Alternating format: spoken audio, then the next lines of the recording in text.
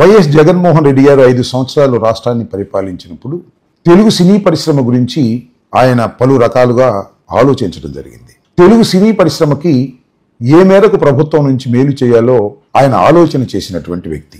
తెలుగు సినీ పరిశ్రమకు సంబంధించినటువంటి హీరోలు, నిర్మాతలు, దర్శకులు వచ్చినప్పుడు వారిని సగౌరవంగా ఆహ్వానించి వారితో చర్చలు జరిపి సాధ్యమైనంత వరకు సమస్యల పరిష్కారానికి కృషి చేసినటువంటి వ్యక్తి. దానితో పాటు సినిమా పెద్దగా ఉన్నటువంటి చిరంజీవి గారిని ప్రత్యేకంగా ఆహ్వానించి వారితో పాటు లంచ్ కూడా చేసి గంటల తరబడి సినిమా పరిశ్రమ గురించి ఆయన చర్చించి తెలుసుకొని ఏ విధంగా సినిమా పరిశ్రమకి ఉపయోగపడాలి ప్రభుత్వం అని ఆలోచన చేసినటువంటి వ్యక్తి జగన్మోహన్ రెడ్డి గారు. చిన్న సినిమాలు, పెద్ద సినిమాలు రెండూ కూడా బ్రతకాలి అనే ఆలోచన చేసినటువంటి వ్యక్తి. చిన్న సినిమాలు బ్రతకాలి అంటే పెద్ద సినిమాలకు కావలసినటువంటి రాయితీలు ఇవ్వాలి, అలాగే చిన్న సినిమాలు ఎఫెక్ట్ కాకూడదు అని భావించారు. అందువలనే 100 కోట్లు దాటినటువంటి చిత్రాలకు ప్రత్యేకమైనటువంటి రాయితీలు ఇవ్వాలని, అదేవిధంగా చిన్న చిత్రాలను కూడా కాపాడుకుంటూ ముందుకు వెళ్ళాలని భావించారు. అయితే ఆయన మీద పెద్ద దుష్ప్రచారం చేశారు. సినిమా పరిశ్రమ వారు నెగ్లెక్ట్ చేశారని, సినిమా పరిశ్రమ మీద ఆయన కక్షబట్టారనేటువంటి మాటలు మాట్లాడారు. దానికి ప్రధానమైనటువంటి కారణం రామోజీరావు గారు. రామోజీరావు గారికి ఉన్నటువంటి సైన్యం, దానితో పాటు హీరోగా ఉన్నటువంటి పవన్ కళ్యాణ్ గారు. ఆయన చిత్రానికి సంబంధించి వకీల్ సందర్భంగా రేట్లు పెంపకంలో ప్రభుత్వం అంగీకరించకపోతే పెద్ద యాగి చేశారు.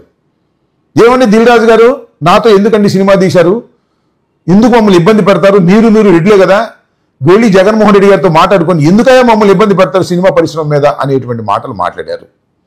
అంతేకాకుండా ఎందుకంటే రాజకీయం మాకు ప్రత్యర్థి కదా, అందువల్ల చిరంజీవి గారిది ఒక క్లిప్పింగ్ పట్టుకొని చిరంజీవి గారిని అవమానించారు, చలనచిత్ర సీమనే అవమానించేశారు అనేటువంటి ప్రచారాన్ని సమయం దొరికినప్పుడల్లా పవన్ కళ్యాణ్ గారు చేశారు. జరిగింది ఏమిటి అసలు? చిరంజీవి గారు సినిమా పెద్దలతో పాటుగా వెళ్ళారు, వారితో పాటు కూర్చున్నారు, చర్చలు జరిపారు. చర్చలు జరిపినప్పుడు 2 చేతులు ఎత్తి నమస్కరిస్తూ మీరు పరిశ్రమకు తండ్రి లాంటి వారు, మీ సహాయం మాకు కావాలి అనే మాట మాట్లాడారు. దీనిలో వైఎస్ జగన్మోహన్ రెడ్డి గారు తప్పేమిటి నేను అడుగుతా ఉన్నా. అతి మంచితనమైనటువంటి చిరంజీవి గారిది. చిరంజీవి గారు చిన్నపిల్లలైనా పెద్దవారినైనా చాలా గౌరవంగా మాట్లాడేటటువంటి మనస్తత్వం కలిగినటువంటి వ్యక్తి.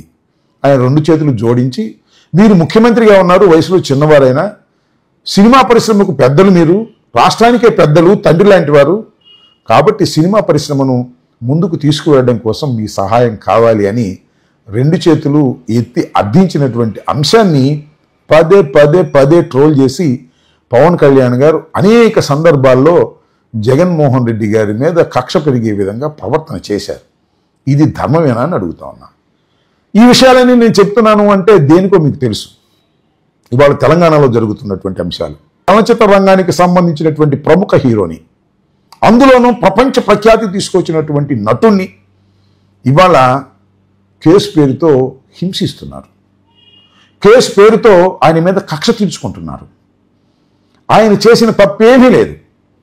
రేవతి మరణానికి ఆయన నైతిక బాధ్యతే తప్ప చట్టపరమైన బాధ్యత వహించవలసినటువంటి అవసరమే లేదు. అది purely an accident, no intention, no negligence. అలాంటి వ్యక్తిని పట్టుకొని ఇవాళ ఎంక్వైరీ పేరుతోనూ, కేసుల పేరుతోనూ, తెలంగాణ వాదం పేరుతోనూ ఆయన్ని హింసిస్తున్నప్పుడు ఏం చేయాలి? ఎవరు మాట్లాడకూడదా? ఒక అంశం. 2వ అంశం, తెలుగు సినిమాకు సంబంధించిన వారందరూ వెళ్ళి రేవంత్ రెడ్డి గారితో సమావేశమయ్యారు, అనేక విషయాలు మాట్లాడారు, బయటకు వచ్చారు. వీరే మాట్లాడారు తప్ప ఆయన మాట్లాడేది రేవంత్ రెడ్డి గారు.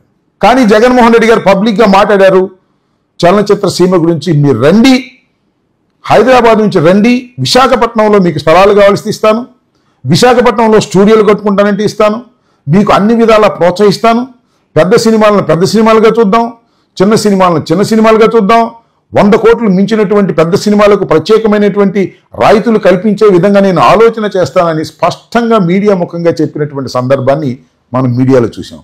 కానీ ఇక రేవంత్ రెడ్డి గారు బయటకు వచ్చి చెప్పినటువంటి సందర్భమే లేదు.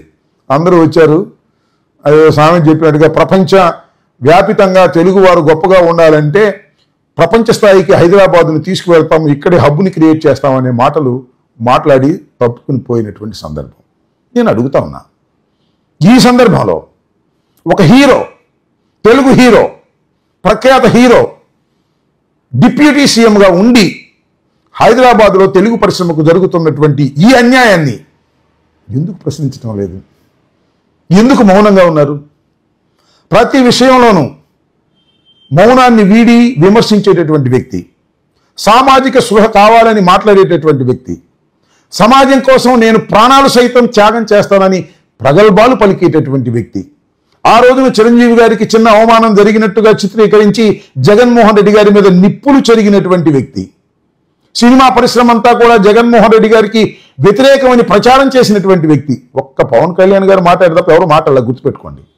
అలాంటి వ్యక్తి ఈ రోజున ఒక హీరోని అరెస్ట్ చేసి హీరోని వేధిస్తుంటే, తెలంగాణ వాదాన్ని తీసుకొచ్చి రుద్దుతూ ఉంటే ఎందుకు మౌనంగా ఉన్నారు? చెప్పండి, జస్ట్ ఆస్కింగ్, సమాధానం చెప్పండి. ముఖ్యమంత్రి గారు, హీరో గారు ఎందుకు మౌనంగా ఉండిపోయారు? ఎవరైనా ప్రెస్ మీట్లు అడిగినా అది కాదులే మనం వేరే మాట్లాడదాం అని ఎందుకు తప్పుకుపోతున్నారు? ఇంత మౌనం మీకు తగునా అని అడుగుతా ఉన్నా. మీ మౌనం వెనుక అనేక అర్థాలు గోచరిస్తున్నాయి. మీ మౌనం వెనుక అసూయ ఉంది, కుళ్ళుంది, కుట్రుంది, కుతంత్రం ఉంది, అన్యాయం ఉంది అని ఈ సందర్భంగా నేను చెప్పదలుచుకున్నాను. ఇక్కడ నాకు సేయింగ్ గుర్తొస్తుంది, 6 మాసాలు సావాసం చేస్తే వాడు వీడవుతాడు, వీడు వాడవుతాడని. 6 మాసాలు మీరు కూటమి ప్రభుత్వంతో చంద్రబాబుతో కలిసి మీరు ప్రయాణం చేయటం వల్ల చంద్రబాబు దగ్గర ఉన్నటువంటి లక్షణాలన్నీ మీకు ఆవరించాయి. అందుకనే మీరు మౌనంగా ఉండిపోయారు అనేది చాలా స్పష్టంగా అర్థమవుతుంది. పవన్ కళ్యాణ్ గారు, ఎప్పుడు ఏ విషయాన్నైనా బహిరంగంగా మాట్లాడే మీరు మౌనంగా ఉండిపోయారు అంటే ఈ మౌనం చాలా ఖరీదైనది. ఈ మౌనానికి మీరు చరిత్రలో భారీ మూల్యాన్ని చెల్లించవలసినటువంటి పరిస్థితులు ఏర్పడతాయని మిమ్మల్ని ప్రేమగా హెచ్చరిస్తున్నాను.